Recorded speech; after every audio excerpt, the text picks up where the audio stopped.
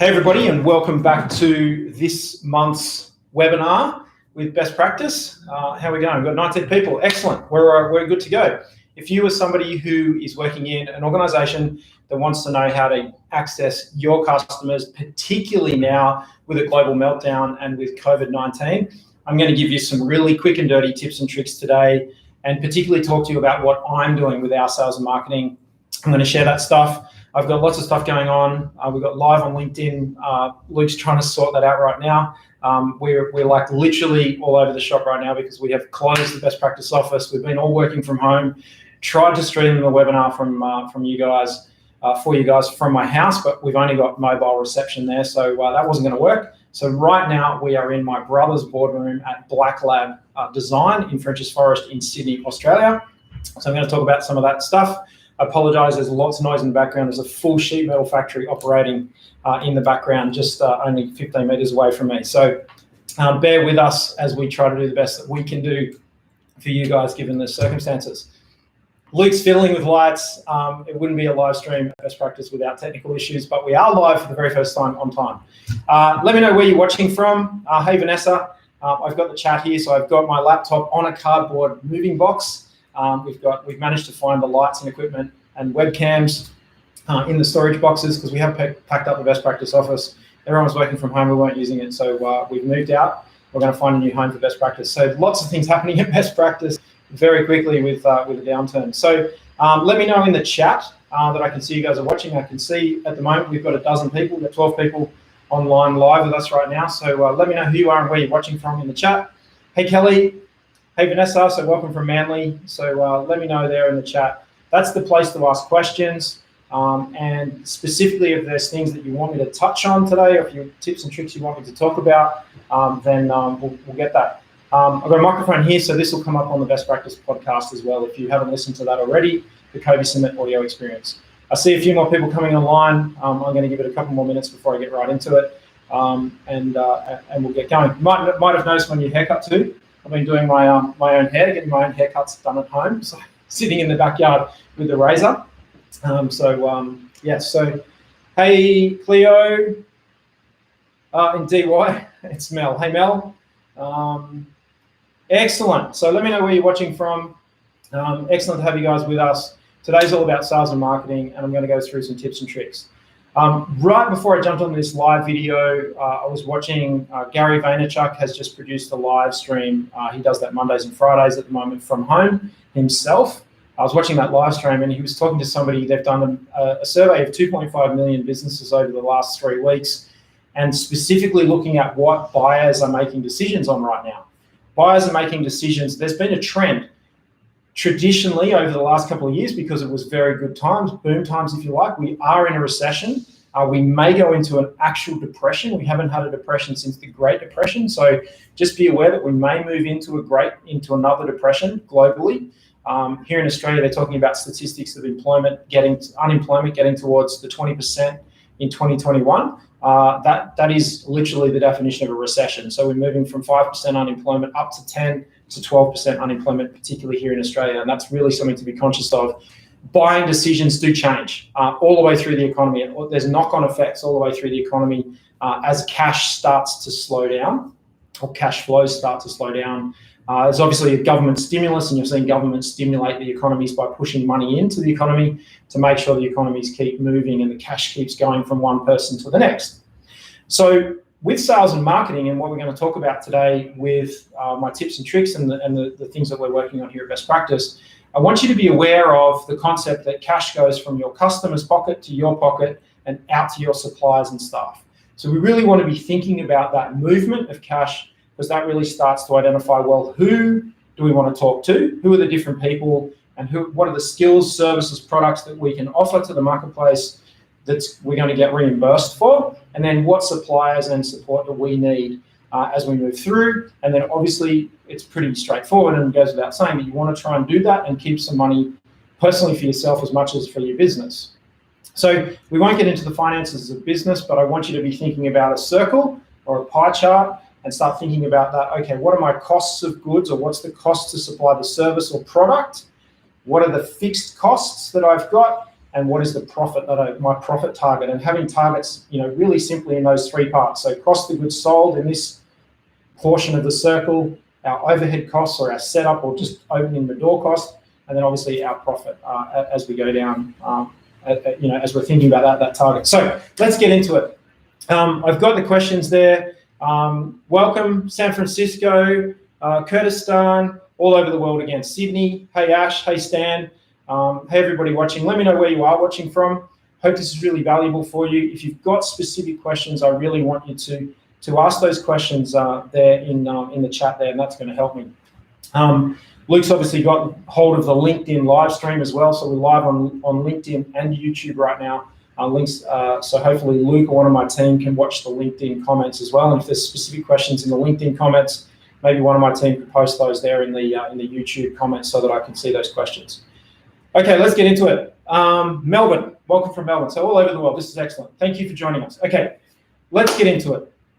There's a couple of really basic building blocks to sales and marketing that, I hope this is revision for you, but if it's not, I'll give you some basic building blocks. It's really important right now to start to be really thinking about who you seek to serve. And so when you start talking about things like, and I'll talk about them in this session, we can talk about different types of social media, different types of marketing strategy, different types of sales strategy. I saw a really interesting meme on the weekend as I was scrolling through social media myself, which was, hey, you talking to me? So are you talking to me?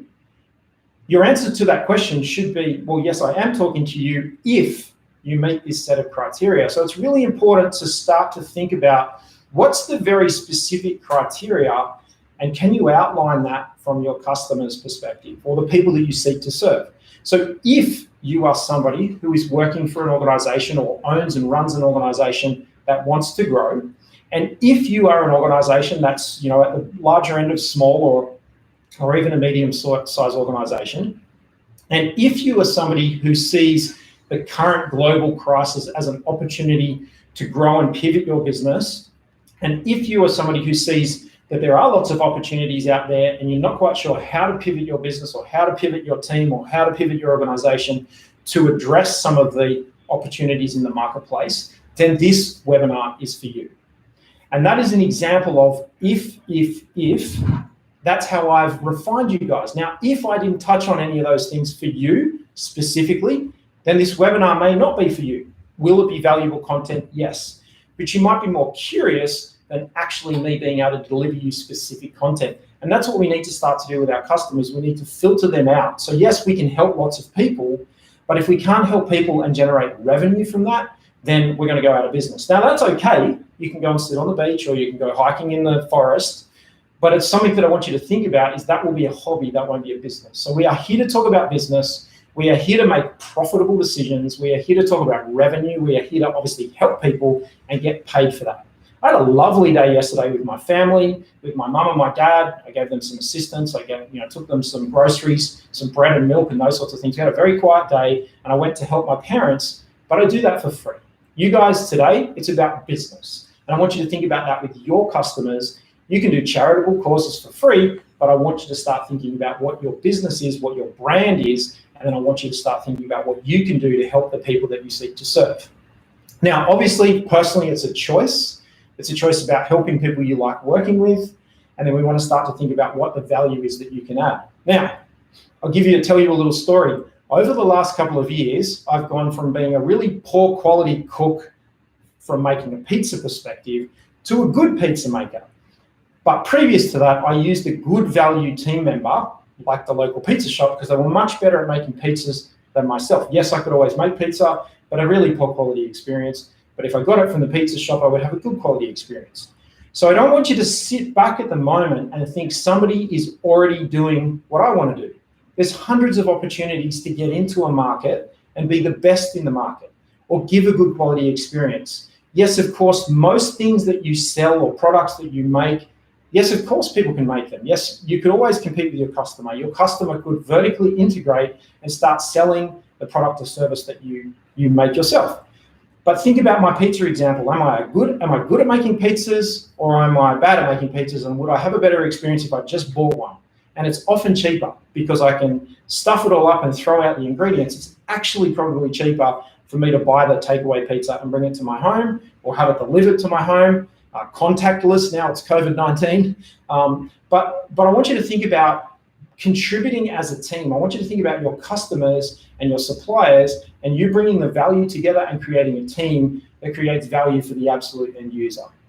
I can see some people in this group here. You've got great services where you are the best in the industry at providing that service. Yes, of course, the customer could be your competitor. And in some instances, a customer that you might seek to serve might have somebody doing that job.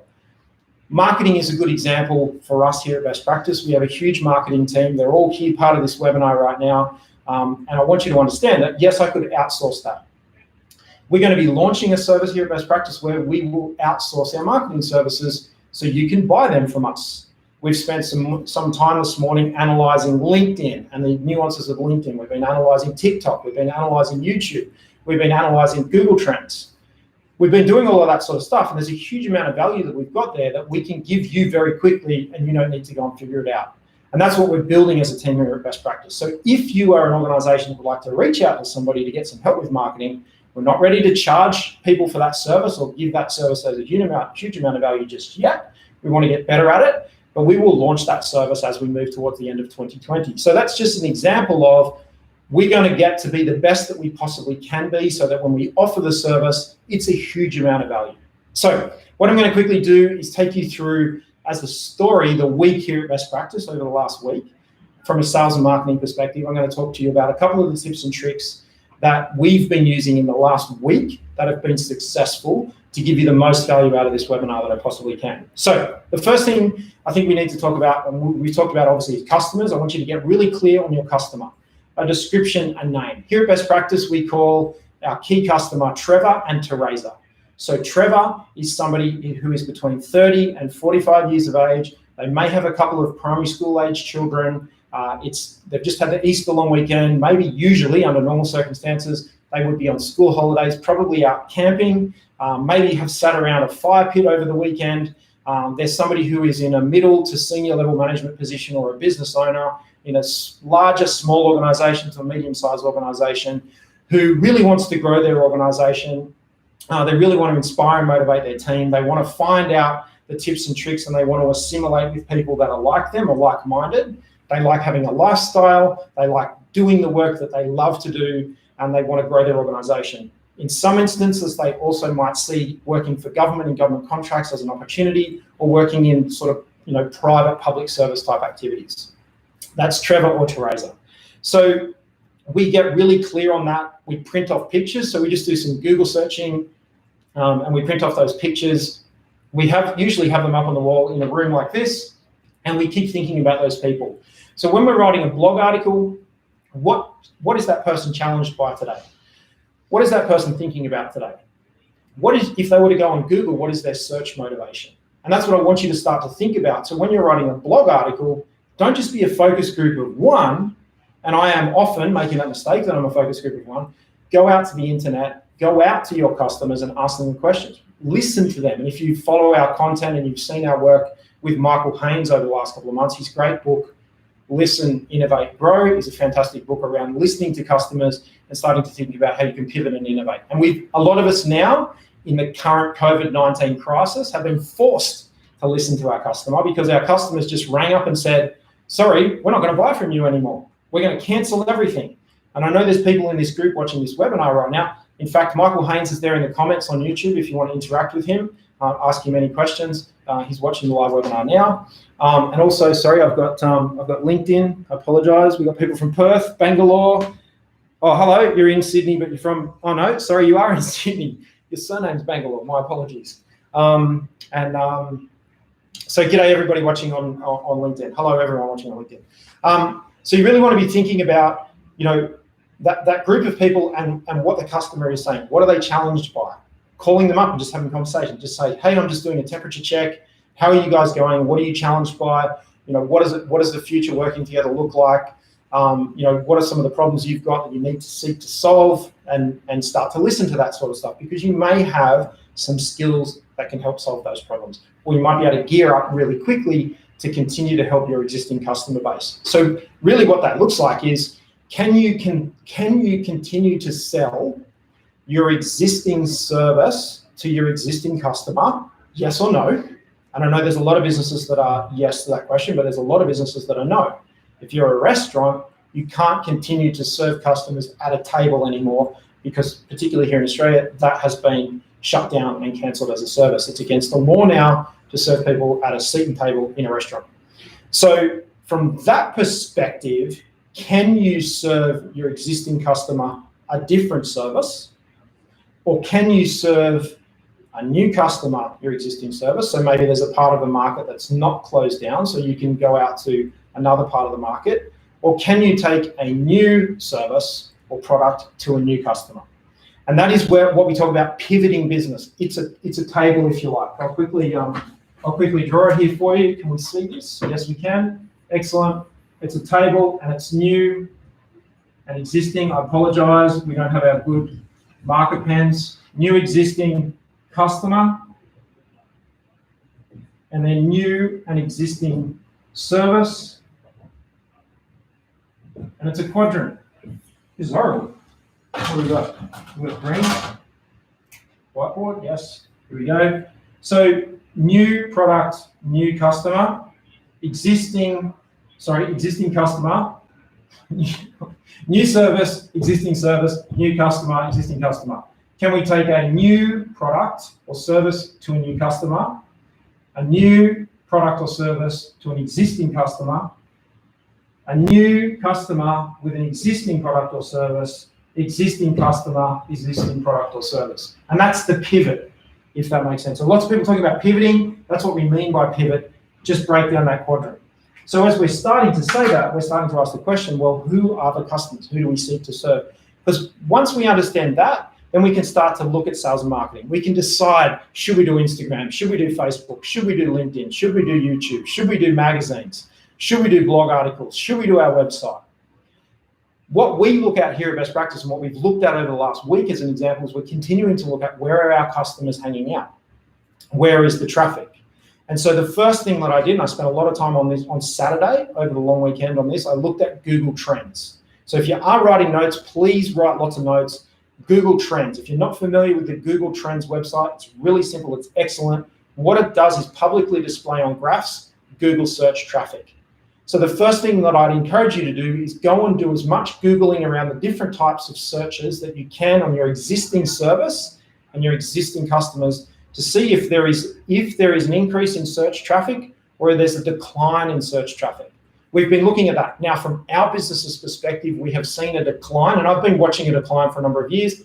ISO certification is declining. Like it or not, it means I need to pivot my business. And so we were already in a declining marketplace, but over the COVID-19 crisis, search traffic for ISO 9001 certification or all the traditional services that our business has offered has almost completely flatlined. So it would be pointless me going and looking to sell my existing service to new customers. I hope everybody's with me. So what I'm looking at is I'm starting to look at Google Trends and I'm saying, well, what are people searching? We found last week, and if you were the recipient of this is excellent. We found last week people were looking for business continuity plans. So last week, if you didn't get it, please ask for it. We sent out an email to something like 25,000 people with a template for a business continuity plan. If you didn't get that, make a comment in the comments and Vanessa will get you a copy of it. We'll get you the link to it. She can post the link in the comments. What we found was our customers who are not traditionally interested in ISO certification were interested in business continuity plans. And we had, and I think Vanessa can quote the figures, we had something like 2,500 hits to that and something just under 1,000 in terms of downloads of that template for free. Because we found that we could help the marketplace, our existing customers, with something new, which was a business continuity plan template, and it's our way of helping. Back to these things here, people are buying based on trust, safety, and helping others. And so we've been trying to help others as much as we possibly can because buyer behavior globally has changed, and it is permanently changed because people are now, well, I need to shut down, I need to pull back. Okay, let me know where you're watching from. Grant Watson's working from his floating office. You guys can read between the lines there. Hey, Grant, best boardroom ever. I agree with you, Grant. So, okay, so if you have got questions, I'm just going to monitor those dashboards. Sorry, I'll be a bit distracted as I look at that. as I can see LinkedIn and obviously on YouTube there. So when we start to think about that, I started to listen and I saw that there was a Google trend around business continuity. On Saturday, I saw a Google trend or a breakout Google trend on people searching and working from home. And so we started to look at how we could pivot. The sheet metal factory that's right here, it's part of one of our family businesses. We were able to identify, I went and looked on Amazon, and it's a product-based search. So I was looking that this particular business could provide a laptop stand. So we're building some prototypes today of laptop stands because laptop stands or notebook stands was a trending product on Amazon. It was a trending search on Google. It was in the top 5 products selling in the home office equipment space on Amazon, which is one of the top 10 categories of people buying stuff. So if you need a stand to elevate your laptop or your notebook, I found that to be a trending search. So instead of looking for, something that might be for your standard normal office, we went, actually, there's traffic to this particular search. Then we did some surveys of a few people. We talked to about a dozen people over the weekend, and we found that people had tried to order laptop stands from Amazon, and there was a 6-week wait. So what we could do here is we could be making about 100,000 laptop stands a day, putting them in Australia Post or postage bags and posting them directly to the consumer. All we need to do is get in front of that search traffic. So that is a pivot. Not a hugely profitable product. It won't be super expensive, but it will keep this particular business open if we can get some sales in that space. So what I want you to start to think about is, okay, well, with sales and marketing, we want to start to say, okay, well, how do we get people's attention? So marketing is really about attention. We want to be asking the question, if we're targeting new customers or existing customers, we need to ask the question, where do they hang out? Now, you guys are hanging out right now in our webinar. So you're listening to what I've got to say, and hopefully I've got a huge amount of value for you. So I want you to start to think about the people that you've been typically helping. Can you run a live video for them? Can you run a live meeting for them? Because right now in COVID-19, when everybody's socially distancing or working from home, video conferencing is obviously a significant thing right now. And if you can add some value without getting overly complicated to the people that you have been working with, which is your existing customers around your existing service, then I think that if and when there is a bounce, and if you can see that your services will still be required after we can all start touching each other again, we've been told to stop touching each other like primary school children, that if your business is, you can see it continuing to operate, now is the time to be constantly touching and communicating, touch points, if you like, marketing, we use the term touch points, with your customers. I feel guilty over the last week. I haven't been going live enough. I haven't been doing enough content. We've been doing a lot of content, but I still feel bad that we're not doing enough. We're not doing enough to help people. We've got so much more value. But yesterday, I just needed to have a reset. Some family time. I've been working really hard. We've packed up our office. We've got lots of stuff going on. Came off the back of the 2020 Vision Business Summit, and I just needed to have a rest. So I had the day off yesterday. So, I want you to think about that from your perspective. You need to get on the front foot, and you need to go on the offense, and you need to be communicating more with your email list. So right now, my tip would be, don't worry too much about trying to get new attention or new customers. Try to maintain the attention of your existing groups and your existing customers, and keep thinking about the challenges that they have and the issues that they've got, and then start to even calling them, phone call, and saying, hey, it's not a scalable activity. So this isn't about what you can do at mass scale. I'll talk about Instagram and Facebook and LinkedIn in a second. But I want you to think about calling them with a phone call, getting them on the phone, getting their attention, just saying, look, can I grab 5 minutes of your time? I just want to do a temperature check, see how you're going. Are you okay? What's happening with your organization? What's the next 6 months? What do you think the next 6 months looks like for you? What are the biggest challenges that you've got? Are there any risks? Are there any hazards? Are there any issues? How's your service looking? What are your projects up to? And just listen. And by listening, you can get a sense of what's going on for them, what they're concerned about. And if you listen with intent and intent to help them, you might say, hey, look, I got a little bit of advice, or I got a little bit of help. There's a couple of things I can help you with. Here's some information. What can I get you information on? They might say, oh, it'd be really great to get some information on X, Y, Z. So the first place to start, obviously, for you guys is Google Trends and starting to think about search motivation. So the first, if you're writing notes, Google Trends, we've talked about that. I want you to explore the Google Trends page. Now, the secret thing is look at trending search, daily trending search on Google Trends. So yes, Google Trends is going to build these graphs. You can look at the share price or the oil price or the gold price. You can look at all that sort of stuff on Google Trends on graphs, but look at daily search data, but start just going in and Googling and seeing what the trend is around your searches and look at different time frames. Look at the 5-year trend, the 1-year trend, the 6-month trend, the 90-day trend, the month trend, and then the week trend. Don't just look at a week. Start big and then come down to small. And you'll get the overarching trend in your industry that's happening, but start at a larger time frame, then come down to small time frames. Don't just go and look at, what was the trend in searches? Was our service of bush regeneration or lifeguarding or laptop stands, was it trending in the last 24 hours? Start at the macro, start at the 5-year trend, because this might just be a little blip on a bigger trend in your industry, and start to come down and do multiple searches, remembering that you can filter by Australia, you can filter by global, you can filter by different countries. So stick to your country of origin first at a big scale macro, and you get the macro trend, and then start to come down, and make sure you keep changing the terms, because the term that you use in your office may not be the term that everybody else uses outside. And I'll give you an example. Best practice, call us an auditing company if you like, business improvement company, business coaching company, recruitment company, sales and marketing company. But some of our technical people call us a cab. And I'm not going to explain that, but that's not a term that people use outside of our organization. And so I encourage my people not to use our technical jargon. Don't search your technical jargon, because it will only be your industry that is using your technical jargon. Think about the most generic term for your service or your product that you have, and go and look on Google Trends for that.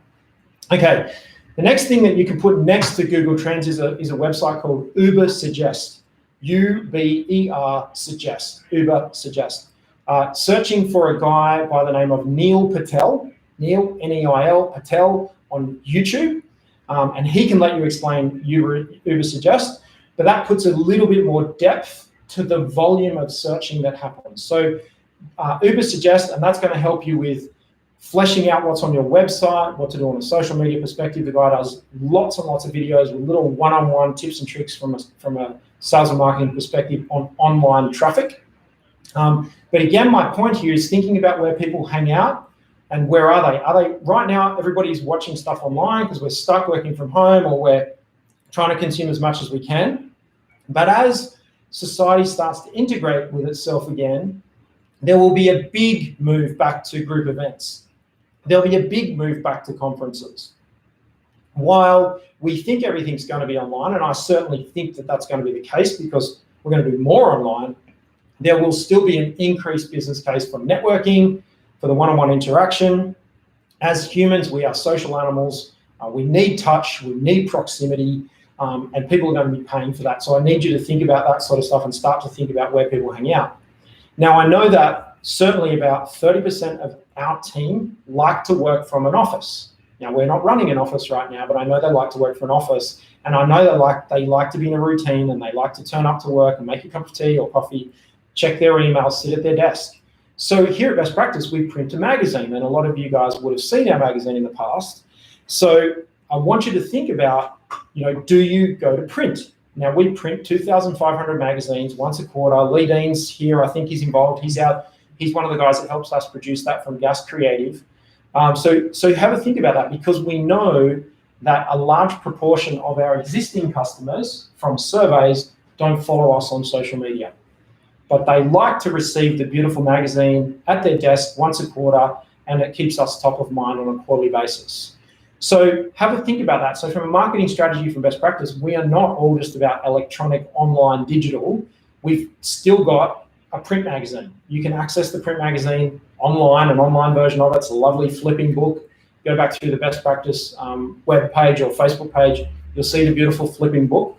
And that's an excellent thing. It's a high cost production, and it's a deep interactive activity for our customers because they like to hang out by themselves and read that professionally produced material.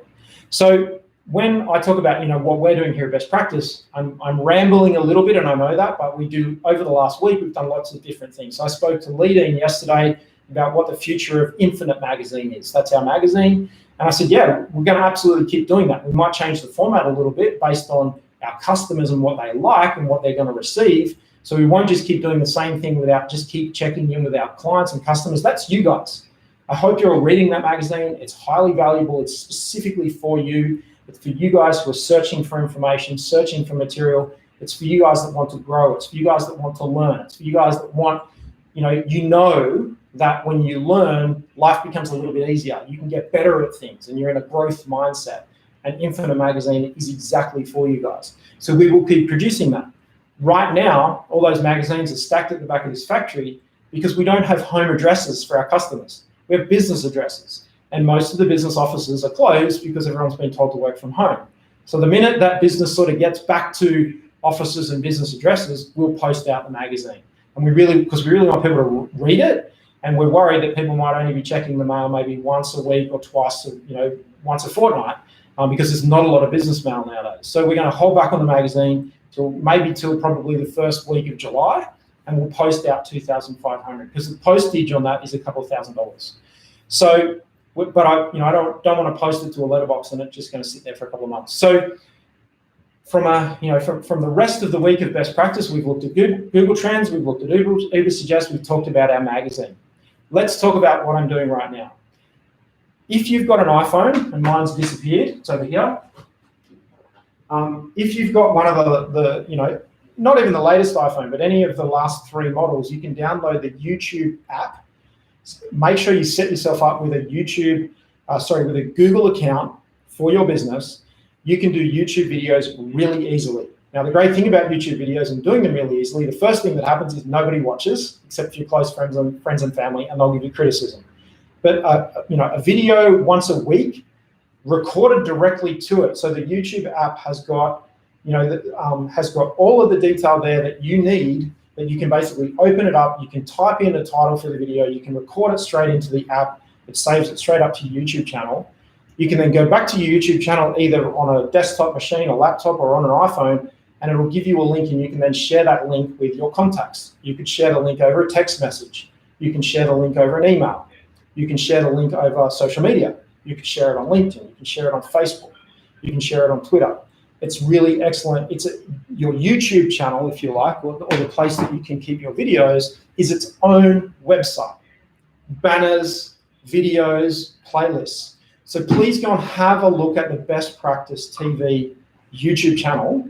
And we're broadcasting live to that right now, so we can do a live stream. We can do these types of activities, and we can type text. Now, the thing that's really important is I want you to be mindful that YouTube is the second most visited web page on the internet. It gets the second amount of traffic. Now, the most popular website on the internet is obviously Google's search page. And both of those products are owned by Google. The next thing that I want you to be aware of, that the YouTube channel listens to what you say, and it listens to the words that you use and the keywords specifically, and then those videos and those words, specifically the auto subtitles, show up in search. So when you look at a Google search, when you're doing a Google search today, look at how the page of Google is laid out.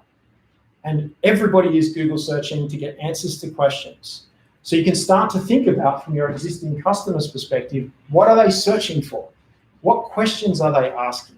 And when you call your customers, you might say, tell me about the last Google search you did, work-related Google search. What were you searching for? And then you can listen again. So it's about asking the right questions. I haven't got time right now to tell you all of the questions to ask, but maybe you can reach out to me or reach out to Caitlin and get some time in my diary, and we can start to map out the types of questions that your customers might be searching. Because if you can provide answers to those questions, even if you get a sample from a few of your friendlies, or friendlies as we like to call them, the friendly customers, that might be an indicator of the different types of questions you could serve to other types of existing customers or even some new customers, because they're looking for answers. They're back to the pizza example. Customers are looking for someone who's better at them than making pizza, better at them than being a first aid person or a first responder, better at them than doing bush regeneration, better at them than doing engineering drawings, better at them than running a sheet metal factory, better at them than at customer service, better at them than marketing. So that's what they're looking for. They're looking for an answer to a question from an expert. And then they're filtering to see if they're getting sort of, an answer that makes sense. That's what you guys are. You guys are the experts in what you do. You're more skilled at what you do than your customer is. So I want you to be thinking about that, and that's when you can start producing the content that you're producing. Okay, let me think about the other things I've been working on this week with best practice. It's all completely disrupted. So this is the first time that Luke and I have been in the same room together for 3 weeks because he's helping me run this. We're socially distanced. He's on the other side of the table behind the cameras. We've been talking about our blog. So for those of you that haven't checked it out, go to bestpractice.biz, this website, /blog. I think that's right. Vanessa, maybe you could post the link for me in the comments. They're on YouTube and also LinkedIn. We produce, or Lexi produces 3 blog articles a day. We get in and we talk about them. What we do is we start to look at the traffic that comes to those blog articles. And what we're trying to do is we're not positioning ourselves as an authority.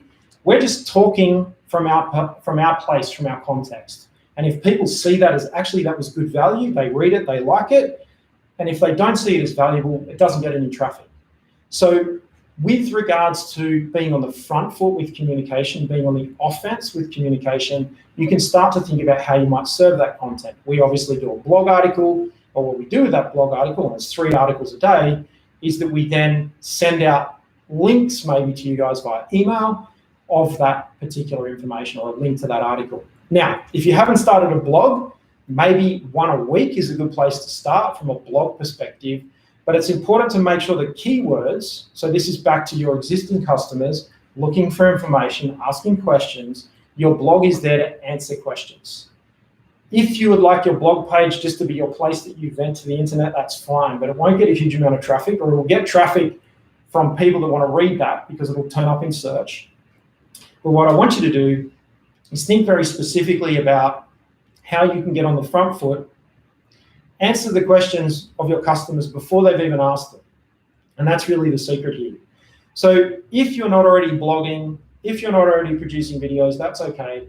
I am assuming you've got email addresses and you've got email contacts. And that would be the first thing that I'd be recommending that you guys do, is spend the rest of this week consolidating your email list, getting the email contacts out of your financial system, get the email contacts out of your phone, out of your inbox, get your email list of email addresses together, and then start looking down that list, try and speak to a few people first, and then you can start to work out, okay, well, what content can I produce? And a lot of, obviously, my lens on sales and marketing is about content marketing and about helping people solve problems. That builds trust, it builds authority, it builds rapport, and then you guys will listen more to what I've got to say. And then if I occasionally reach out to you and say, hey, I've got a new service, would you like to buy it? You're more inclined to say, yeah, actually, I already trust you. You've thought about me. You're going to help me. You've helped me already. I'm going to buy that service. And that's the position I want you guys to get into.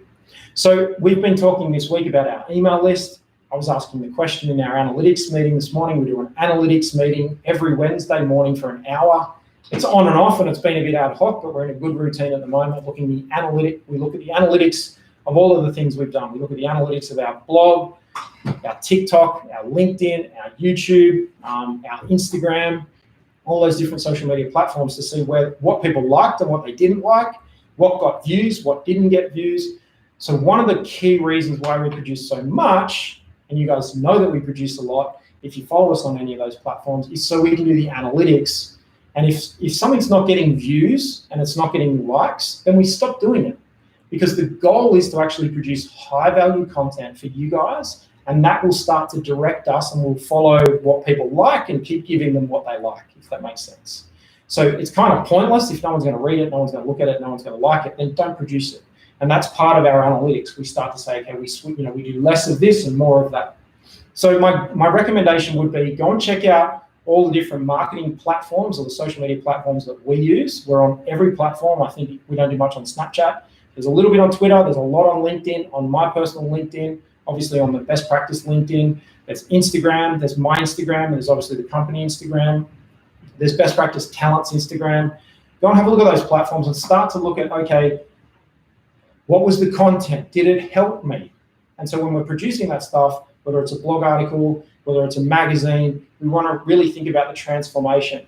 So what's the transformation? The new or existing customer, what are they like right now? And what are they like in the future? So before this webinar, you guys hadn't heard everything that I've talked about. Maybe you hadn't heard the concept of like, what were you like before the webinar? Maybe you hadn't seen this quadrant before. It's very simple and succinct, but you hadn't thought about new customers, existing customers, new service, existing service, or new product, existing product, and you haven't thought about it because they're different messages. When you're talking to new customers about a new product, you've got no authority, you've got no trust. You need to work harder. But with people that you've built trust with, existing customers, or a service line that's an existing service, there's more trust, so we can change the language and we can change the messaging. Okay, let me think about, Luke has been doing TikTok videos. I would highly recommend you have a look at the TikTok platform. It's a really good opportunity to get some early reach and get some early followers, if you like. It's not a 12-year-old's platform. There is a huge gender reach in terms of males and females. There is a huge age reach on the TikTok platform, and there's people producing business content and content specific to what you're doing on the platform already. I've seen mechanics showing people how to work on cars. I've seen people how to do cuttings on plants. I've seen people on how to swim. Lots of 1-minute videos, tips and tricks, and the same applies for YouTube. I taught myself to weld using YouTube. Yeah, weld metal using YouTube. So they're educational platforms, and people go to them to get answers to questions. There will be search traffic to those platforms based on what you do. I guarantee it. There will already be somebody there doing what you do. And here comes my next point. It's great to come up with an idea that no one's done before. I get it. I've been like that for the last 20 years in business. What is something that no one's thought of? The reality is that everything's been thought of already. And even if it hasn't been thought of, it's sort of been thought of, or it's been partly thought of. My recommendation right now is to be the best in a flooded market. So in COVID-19, in this current global crisis that we have, start to look at industries that are thriving, and if it's not a very difficult pivot for you, or it's an area that you'd be interested in, it's still going to be hard work, but it is better to be the best in a flooded market than the best in no market at all. And that is really my advice right now, as that's one of the common questions, is people starting to say, well, where should we go? What should we do? What should we look at? Start to look at that marketplace, look at the consumers in that marketplace, and start to say, okay, what's the messaging? What questions are they asking? What's the problem that they're hoping to solve? What are the benefits they're looking for? What's the benefit of participating in this webinar? Not the feature. The feature is it's YouTube. The feature is it's LinkedIn. The feature is it's a talking head. The feature is it's a whiteboard. The feature is it's on the podcast. They're the features of this. I'm not going to promote to you the features. The benefits are, after the webinar, you will be more informed about how to come at your sales and marketing, or come at your marketing tips and tricks, than you were before the webinar. That's the benefit, and that will give you more direction and more guidance on what to focus on for the rest of the week.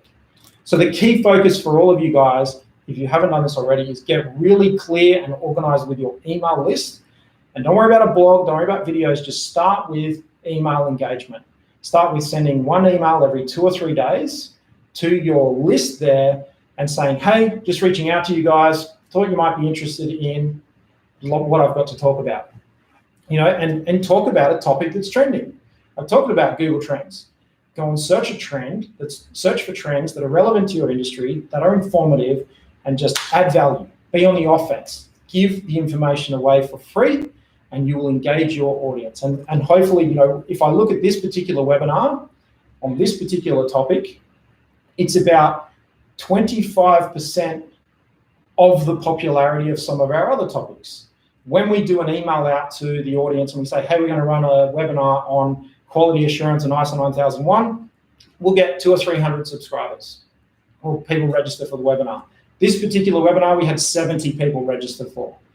It's not as popular in our email list, but what it is, it's an indicator that you guys are more likely to be senior managers and business leaders or business owners than employees. People who are quality managers, systems managers, or organizational type people within organizations, office managers, do the policy procedure type webinars that we offer. You guys are a bit more engaged and you're a bit more passionate about growing and elevating your organization. So just giving you that as a case study, when I look at the numbers, this is the kind of stuff that we can have a massive impact on your growth, your revenue, your direction, your pivot in your organization. Yeah, I can help people get organized, and we're very good at that as well. But this is the most impactful area in business, which is what I want to focus on. You guys in this webinar are the people that I personally seek to serve, and I have more fun serving. Do I want to keep talking about how to write more documents and do policies and procedures? No.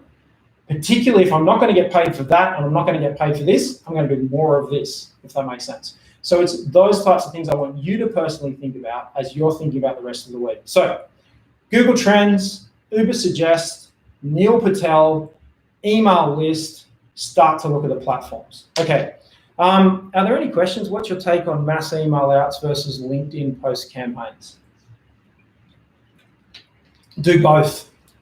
My take is that you should always be doing mass emails. One of the guys that I follow, that I'm on a subscription list, he has been emailing out 4 times per day.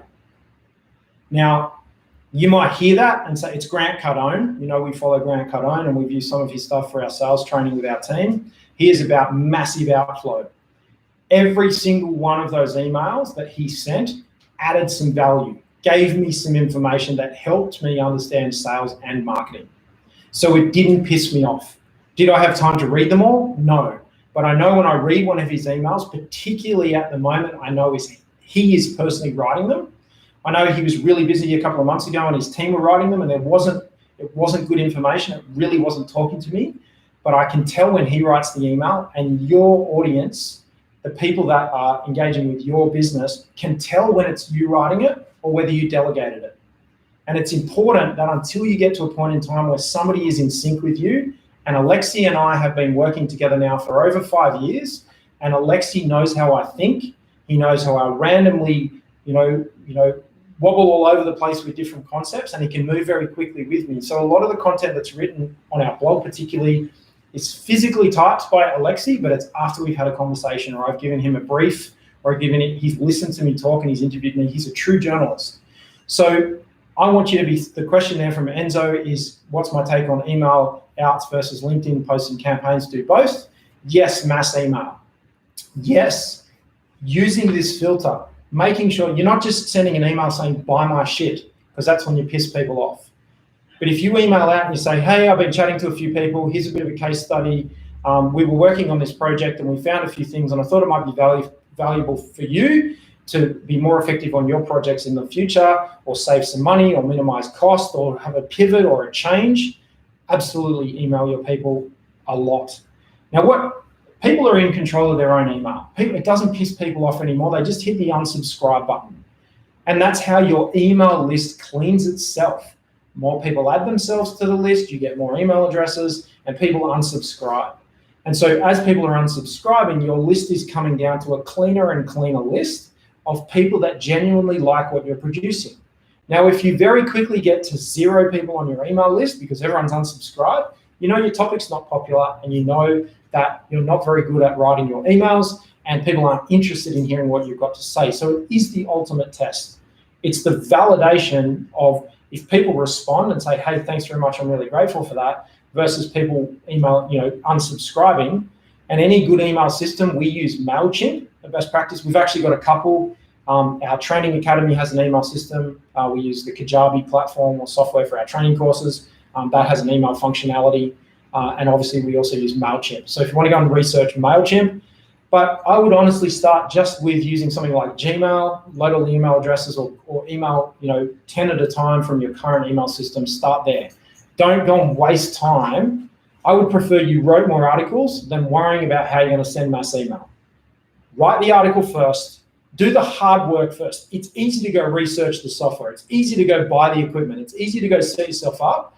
I would prefer that you started doing the email push-ups every day than going and getting organized and not executing. Please add me to the list. My email address is kobe@bestpractice.biz. I want to get an email from every single one of you telling me something informative by the end of the week. So please send that to me, and I'm happy to give you some feedback. I'll get Caitlin to help me with my email inbox, but please add me to your list and send me an email by the end of the week telling me something informative about your industry, about projects or services or products that you've been working on. That's the ultimate test. I want to get you into a cadence of at least one a week, but I want to tell you that Grant Cardone right now is sending 4 per day. Let's talk about, and I'm still answering Enzo's question, let's talk about LinkedIn. I sincerely believe in LinkedIn. It's an amazing platform. You know, we're already deep on LinkedIn. We've got LinkedIn Live. We've got approved for that, so we can do LinkedIn Live videos. We're live on LinkedIn right now. LinkedIn is a greenfield right now for a couple of reasons. You can find your customers, all of them. I want you to think about, write this down for me. Think about the job description, job title, or range of job titles of the people that you work with at your customer.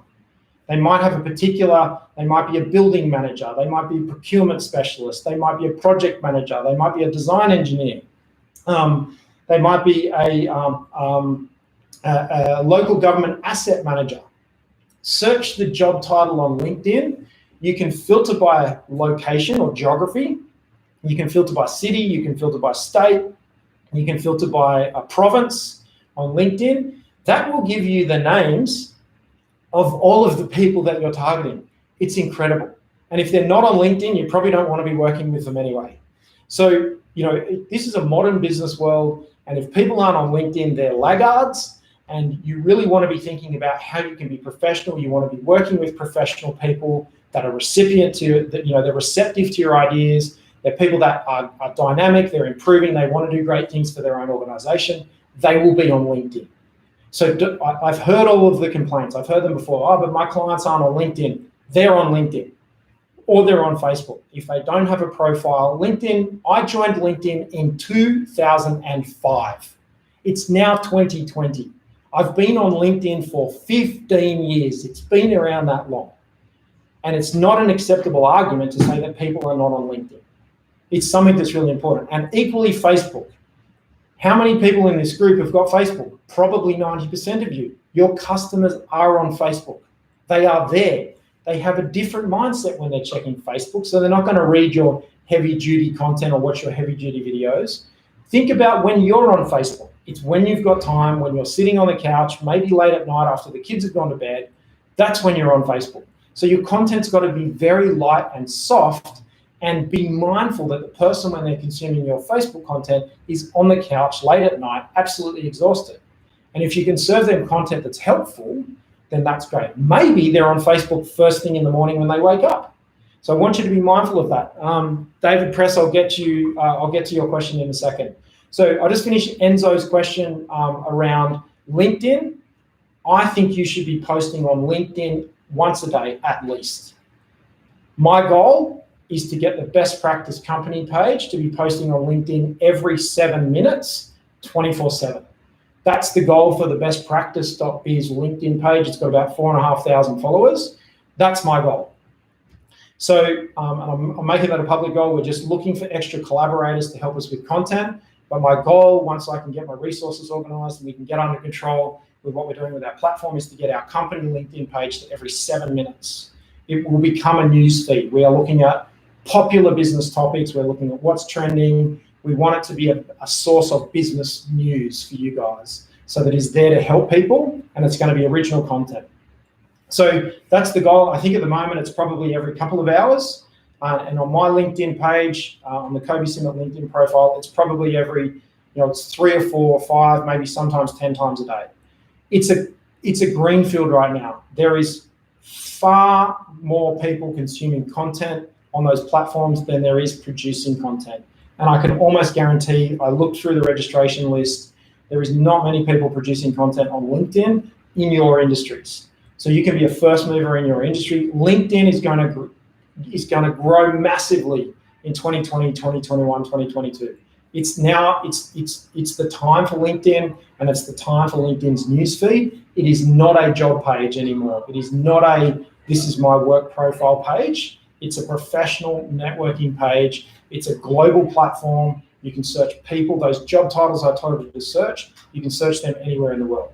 I'm giving you guys all my secrets today, all of it away. So I want you to think about that. What's the job title of the customers you've been working with? Go and do that LinkedIn search today, and you'll see the numbers.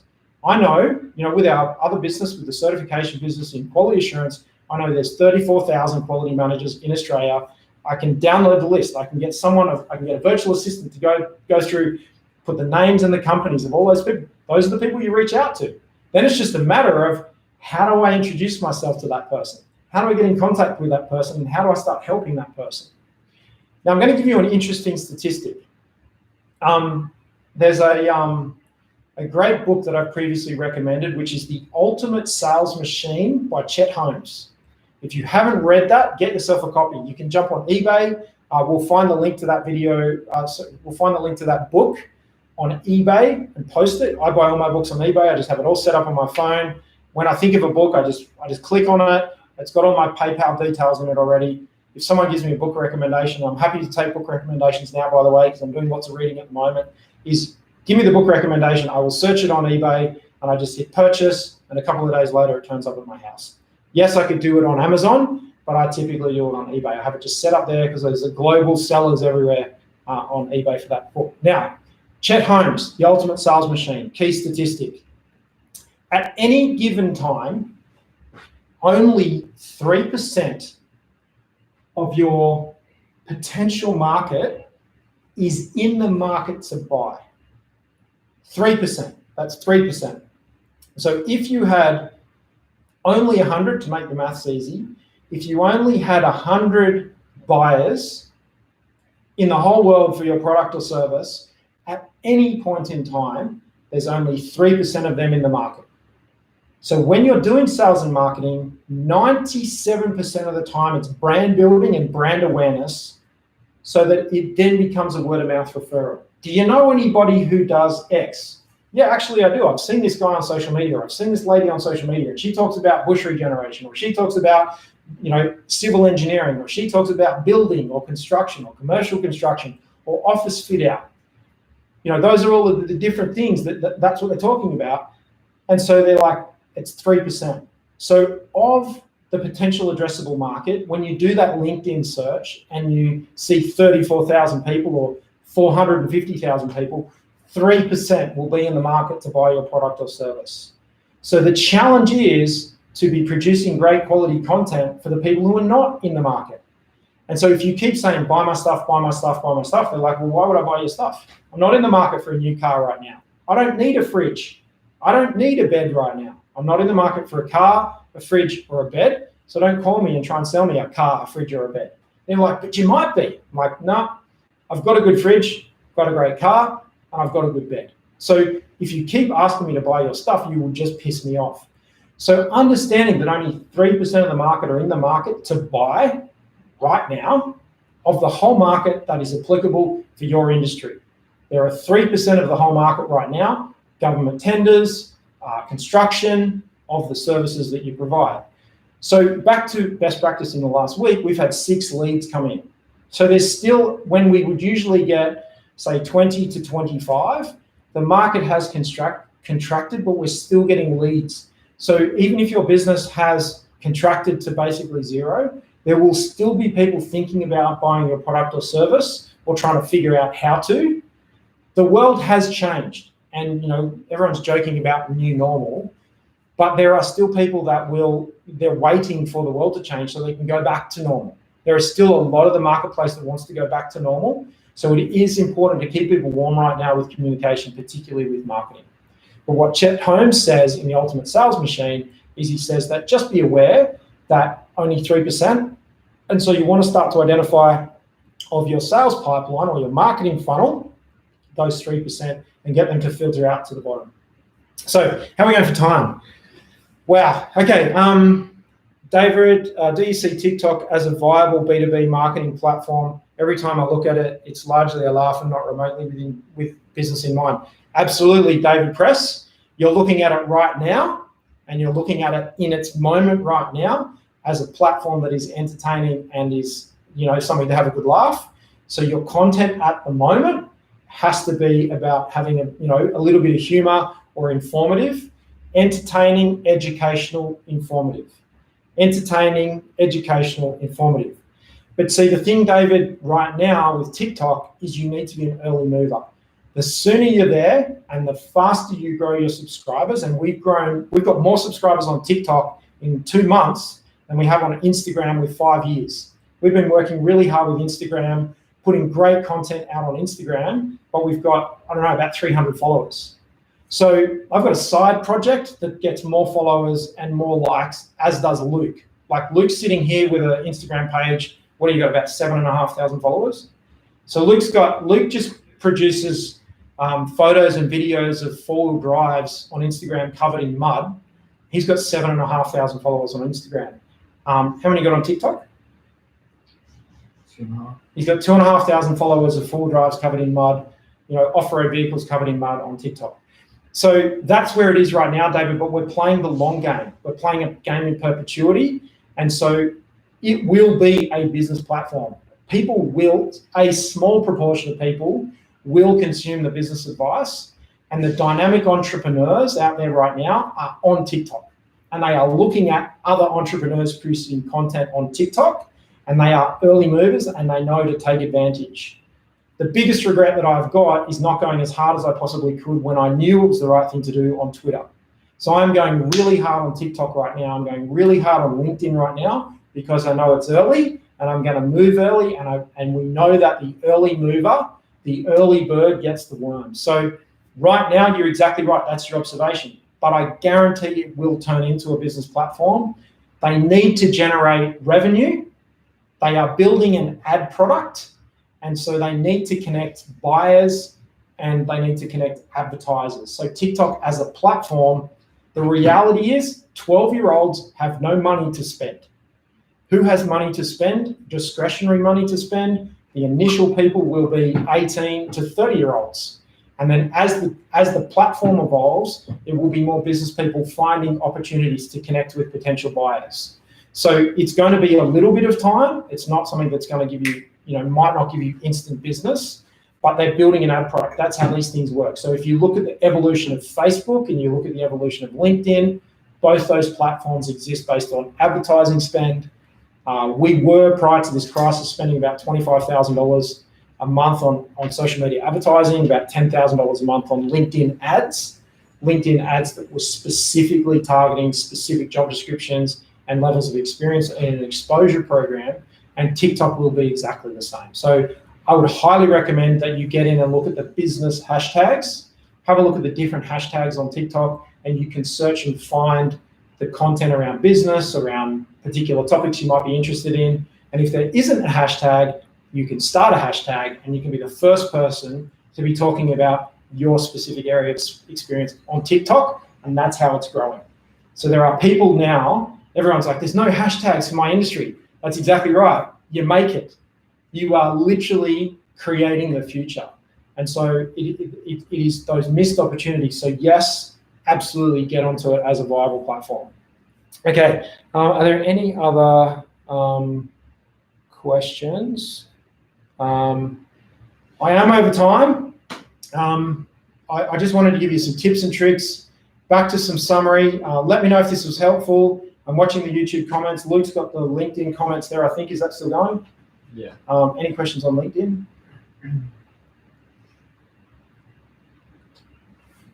I'm here to help you guys. We're going to go make some videos the rest of the day. I don't have any other meetings in my diary that I'm aware of. So if you've got specific questions about how you could use these platforms, let me know. No? Okay, let me know where you were watching from if you didn't let me know already. The chat on YouTube is really great. I've got a dashboard there. Hey, Ash, good luck trying to get Nico to do some TikTok videos. Thanks everybody for watching. As always, I love doing this stuff. Like, this is me doing what I love right now, helping you guys start to think about what's going on. Hit the like button for me if you really enjoyed this. That helps our algorithm grow and it starts to tell YouTube that it was valuable content. So hit the like button, hit the subscribe button, and let me know if this was useful. If you want to talk more about sales and marketing and what we're doing, reach out to me, because we are thinking about creating a service and spinning it off out of best practice. which is helping you guys understand sales and marketing, anything from websites to blog content to social media pages, Instagram, Facebook, LinkedIn, TikTok, YouTube, websites, producing magazines, or doing deep workshops with Michael Haynes. I see Michael Haynes commenting there in the feed. They definitely, actually, we've got Michael Haynes, we've got a webinar. We'll let you guys know about that webinar with Michael Haynes that's coming up. If it is something that you think that I might be able to help you with, we're talking about, like, we're just socializing it right now. What do we launch and how can we help? So if you feel that I may have some answers to some questions that you've got, I'm more than happy to talk to you about that for free.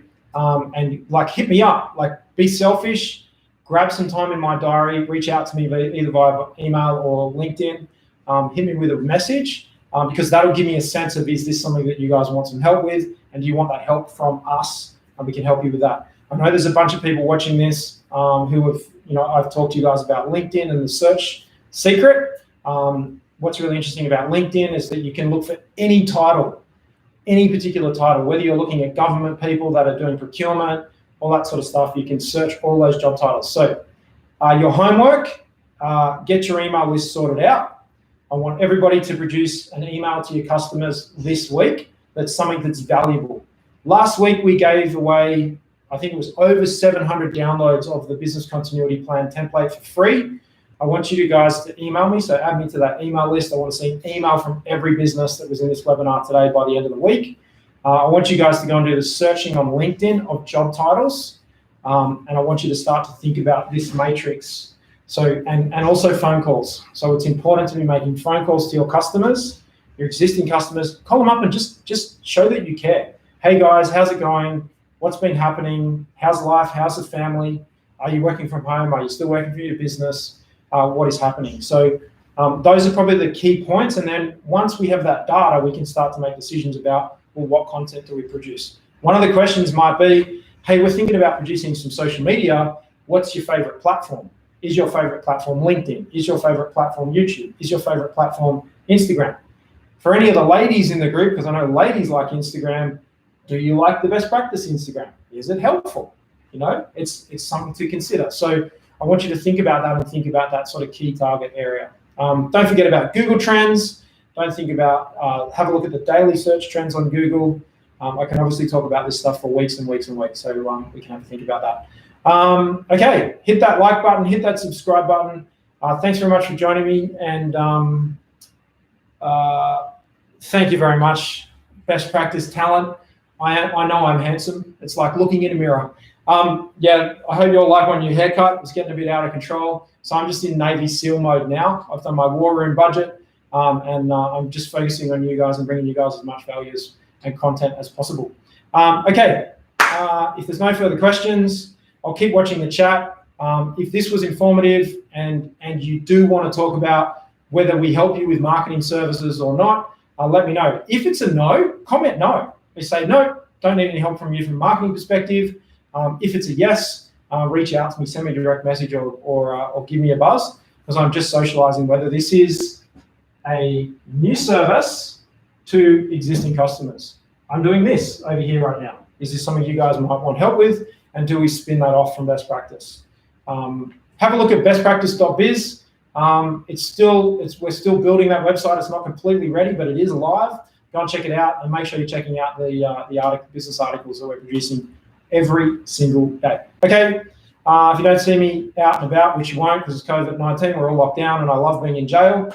Hey, by the way, quarantine is locking up healthy people. Sorry, quarantine is locking up sick people. Tyranny is locking up healthy people. That's it from me. If you don't see me out there and out and about, you'll definitely see me next time right here on Best Practice TV. Bye for now.